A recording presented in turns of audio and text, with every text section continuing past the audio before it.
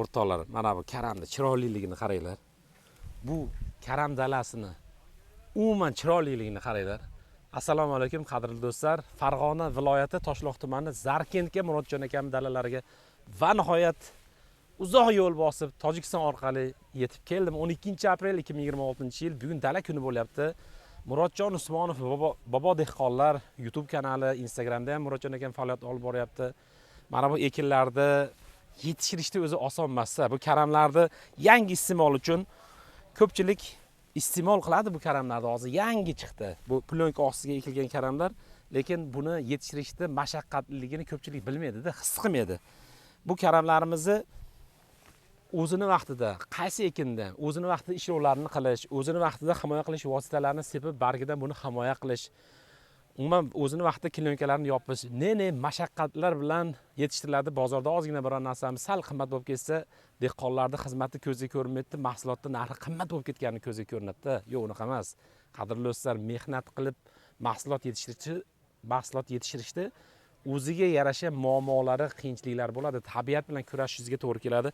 Aytib o'tdim, Farg'onaga yetib keldik deb.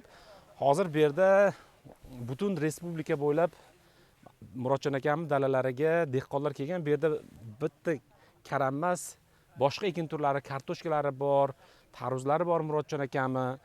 Keyin mana bu tomonda chesnuklari bor. Respublika bo'ylab dala kuniga mehmonlar tashrif buyurgan va o'zimizdan, O'zbekistondan tashqari Qirg'izistondan ham Murodjon akamning hamkorlari tashrif buyurgan. Hozir biz ozgina kecha Tojikistonni o'tib kelib Qo'qonda qoldik. Tadbirning boshiga ozgina kechikdik, lekin suhbat bo'lyapti. Sizlarga mana shu Murodjon akamning o'zlari, Qirg'izistondan kelgan mehmonlarimiz diskussiya suhbat bo'lyapti. Shu suhbatdan jonli uzmasdan kelaverasiz.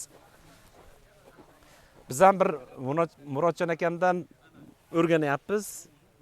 Videolarni live qilishda sal kamchiliklar bo'ladi, rozi bo'lasizlar, chunki agar bu ma'lumotlarni men sizlarga chiroyli qilib bezab, kam ko'rsatlarni olib montaj qilib yetkazaman desam, juda ko'p ma'lumotlarim qolib ketyapti. Endi asta-asta Xudo xolasa o'zimiz ham kamchiliklarni harakat qilamiz, bartaraf qilganni sizlar ham qo'llab-quvvatlab turasizlar. Ketdik.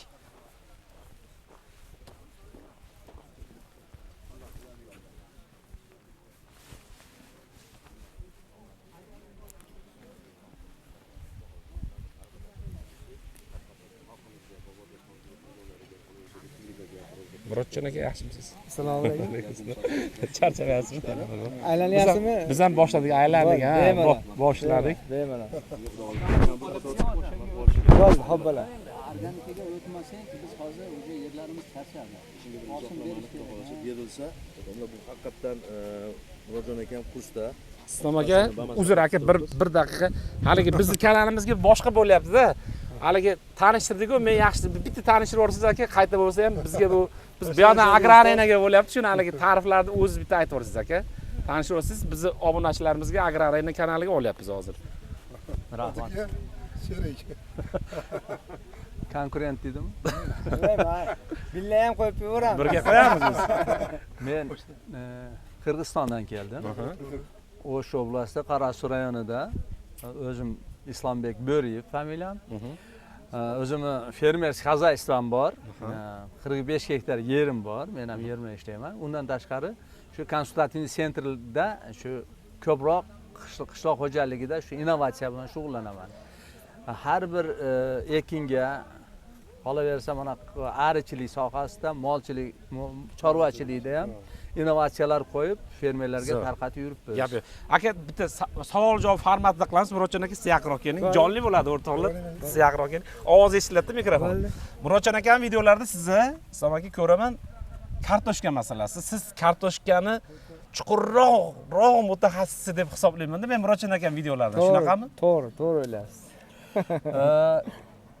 Endi agar to'g'risini aytganda shunaqa.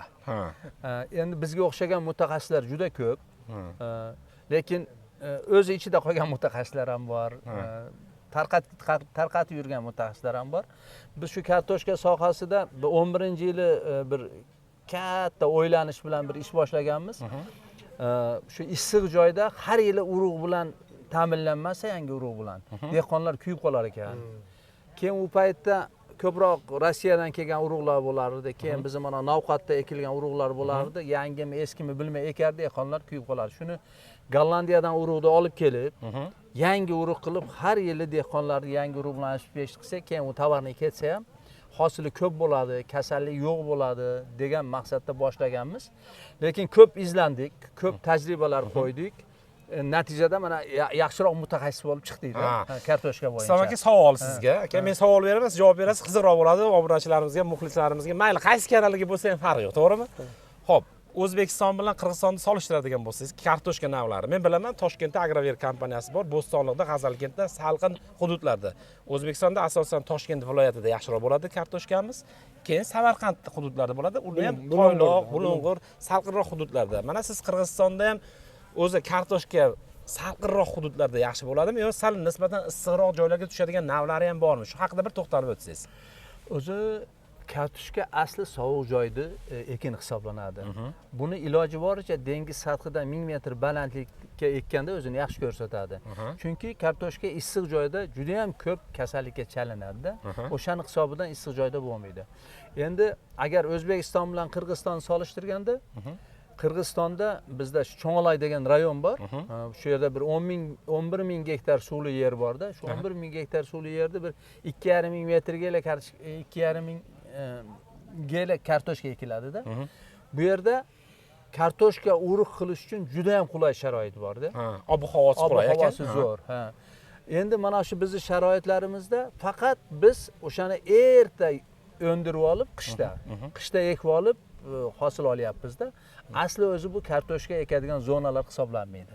Agar geografik olganda shunaqa bo'ladi. Vodiy ham biz endi vodiyni bu yerda salqin deymiz masalan. O'zbekistonda oladigan bo'lsak, O'zbekistonda ham baland hududlar bor. Lekin O'zbekiston juda ham katta bo'lgani uchun hamma yerda o'sha hududlar bilan urug' bilan ta'minlanmay qolishi mumkin-da. Lekin kartoshkachilik men исследованиямda biz o'rganishimizda Samarqandda kuchliroq qaralar ekan. Samarqandda kuchliroq bo'lar ekan, kuchliroq qaralar ekan, Bulung'urda ko'proq bo'lar ekan. Keyin siz o'sha aytgan Bo'kami, Toshkent, Bo'stonliq, G'azalkent, Bo'stonliqlarda yaxshi bo'lar ekan. Ko'rdik. Endi mana Andijonlar, bu yerlar o'ta issiq uchun, baland hududlar yo'q uchun bu yerda faqat bozorga iste'molga yarasha kartoshka chiqadi, urug' chiqmaydi. Shular har yili yangi urug' olib ekish kerak-da. Akani kartoshkalarni ko'rdik-ku, hozir bitta to'xtatib olamiz, yigitlar. Vaqt cho'zilib